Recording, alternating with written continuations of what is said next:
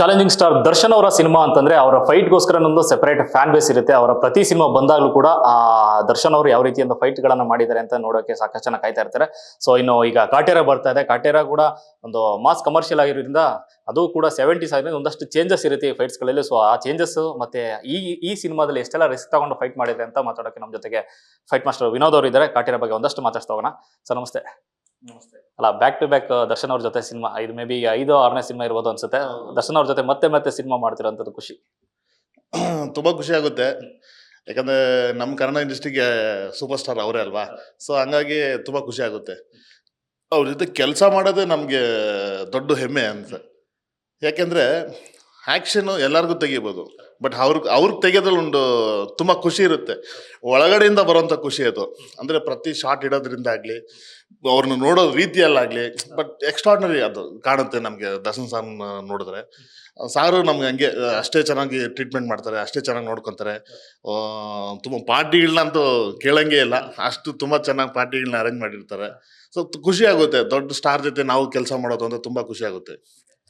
Back to back ಅವರ ಸಿನಿಮಾಗಳಲ್ಲಿ ನೀವು ಕೆಲಸ ಮಾಡ್ತಿರೋಂಥ ಜೊತೆಗೆ ನೀವೇ ಬೇಕು ಅಂತ ಒಂದಷ್ಟು ಫೈಟ್ಸ್ ಗಳಿಗೆ ನಿಮ್ಮನ್ನು ಕರೆಯುವಂಥದ್ದು ಆ ಒಂದು ಪ್ರೀತಿ,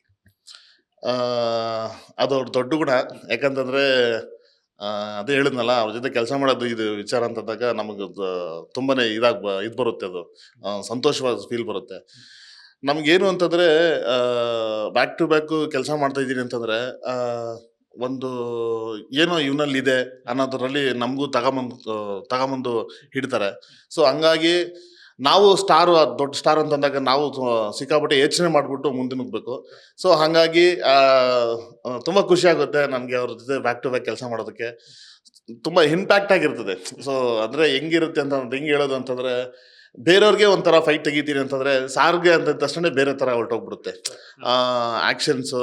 ಬ್ಯಾಕ್ ಟು ಬ್ಯಾಕ್ ಈಗ ಒಂದು 5-6 ಸಿನಿಮಾಗಳಿಂದ ಮಾಡ್ಕೊಂಡು ಬರ್ತಾನೆ ಇದ್ದೀನಿ. ಸೊ 5-6 ಆಲ್ಮೋಸ್ಟ್ ಒಂದು 7-8 ಆಗಿದೆ.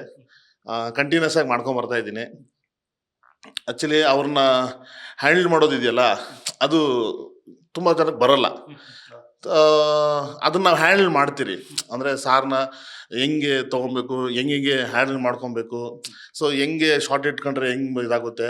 ಸೊ ಈ ಥರ ಒಂದು ಡಿಸೈನ್ ಮಾಡಿಕೊಂಡು ಪ್ಲ್ಯಾನ್ ಮಾಡಿರ್ತೀರಿ. ಸೊ ಆ್ಯಕ್ಷನ್ಸ್ ಎಲ್ಲ ಹಂಗಿರುತ್ತೆ.